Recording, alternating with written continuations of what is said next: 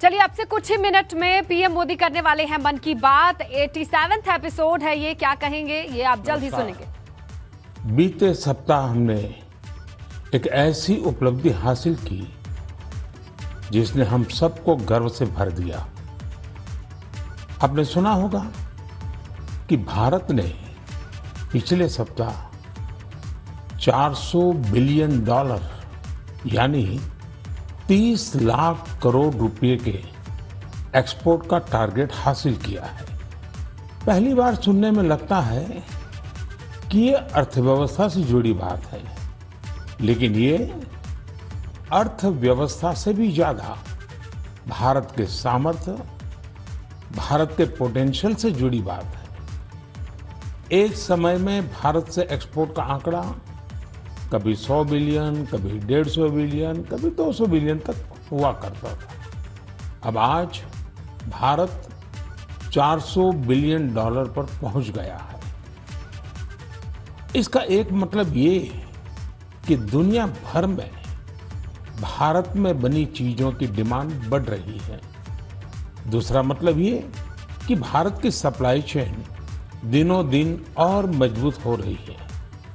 और इसका एक बहुत बड़ा संदेश भी है। देश विराट कदम तब उठाता है जब सपनों से बड़े संकल्प होते हैं, जब संकल्पों के लिए दिन रात ईमानदारी से प्रयास होता है तो वो संकल्प सिद्ध भी होते हैं। और आप देखिए, किसी व्यक्ति के जीवन में भी तो ऐसा ही होता है।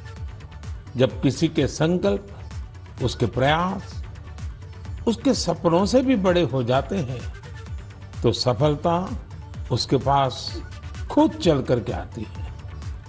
साथियों, देश के कोने कोने से नए नए प्रोडक्ट जब विदेश जा रहे हैं, असम के हैलाकांडी के लेदर प्रोडक्ट हो या उस्मानाबाद के हैंडलूम प्रोडक्ट, बीजापुर की फल सब्जियां हो और चंदौली का ब्लैक राइस, सबका एक्सपोर्ट बढ़ रहा है।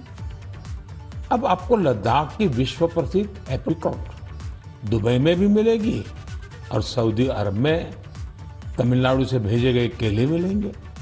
और सबसे बड़ी बात ये कि नए नए प्रोडक्ट्स नए नए देशों को भेजे जा रहे हैं। जैसे हिमाचल, उत्तराखंड में पैदा हुए मिलेट्स, मोटे अनाज की पहली खेप डेनमार्क को निर्यात की गई। आंध्र प्रदेश के कृष्णा और चित्तूर जिले के बंगनपल्ली और सुवर्णरेखा आम दक्षिण कोरिया को निर्यात किए गए। त्रिपुरा से ताजा कटहल हवाई रास्ते से लंदन निर्यात किए गए।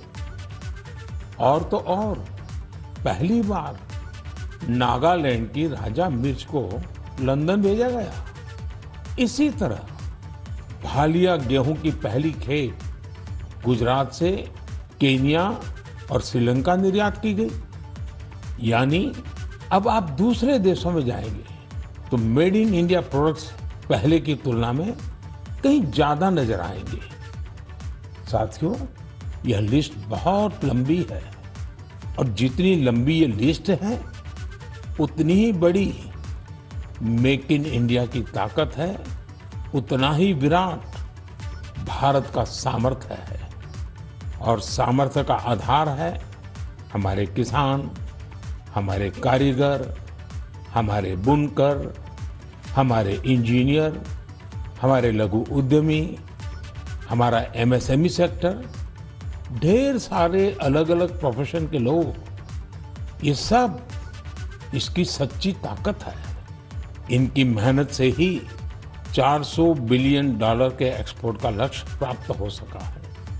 और मुझे खुशी है कि भारत के लोगों का इस सामर्थ्य अब दुनिया के कोने कोने में नए बाजारों में पहुंच रहा है।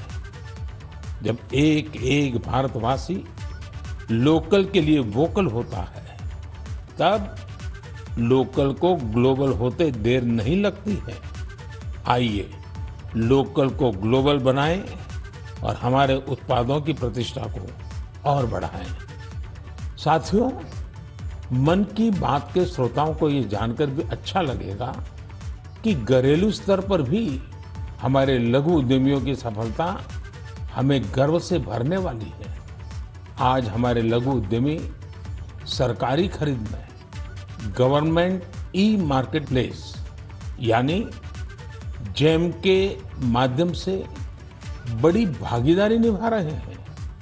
टेक्नोलॉजी के माध्यम से बहुत ही ट्रांसपेरेंट व्यवस्था विकसित की गई है। पिछले एक साल में जेम पोर्टल के जरिए सरकार ने 1 लाख करोड़ रुपए से ज्यादा की चीजें खरीदी है। देश के कोने कोने से करीब करीब 1.25 लाख लघु उद्यमियों, छोटे दुकानदारों ने अपना सामान सरकार को सीधे बेचा है। एक जमाना था जब बड़ी कंपनियां ही सरकार को सामान बेच पाती थी, लेकिन अब देश बदल रहा है, पुरानी व्यवस्थाएं भी बदल रही है।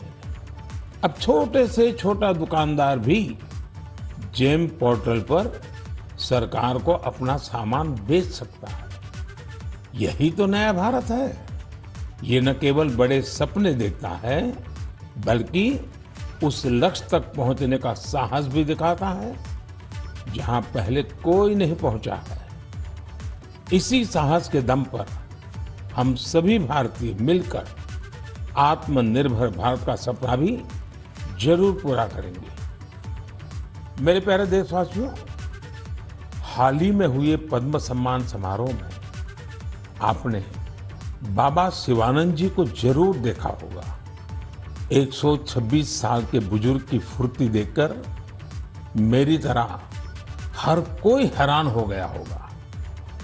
और मैंने देखा, पलक झपकते ही वो नंदी मुद्रा में प्रणाम करने लगे।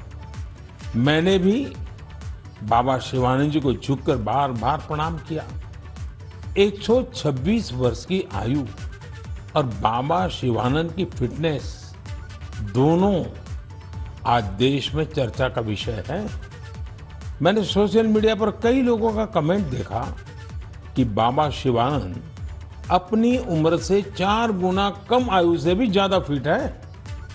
वाकई बाबा शिवानंद का जीवन हम सभी को प्रेरित करने वाला है। मैं उनकी दीर्घ आयु की कामना करता हूं। उनमें योग के प्रति एक पैशन है और वे बहुत हेल्दी लाइफस्टाइल जीते हैं।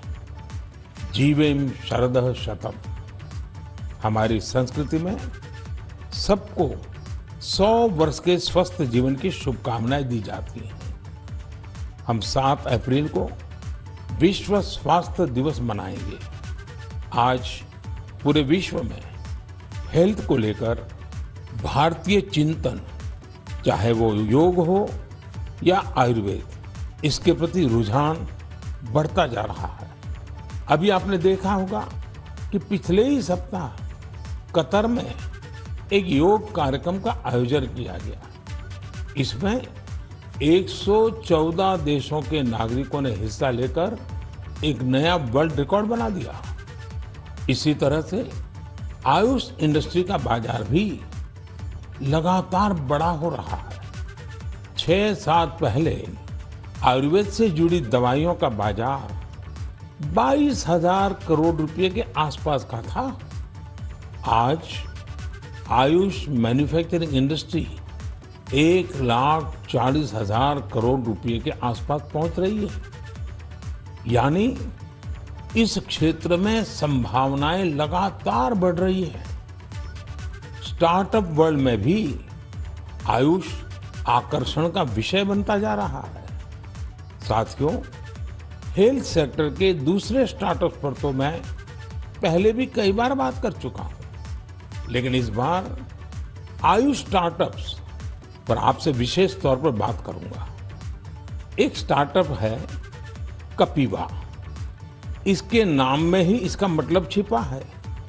इसमें क का मतलब है कफ, पी का मतलब है पित्त और वा का मतलब है वात।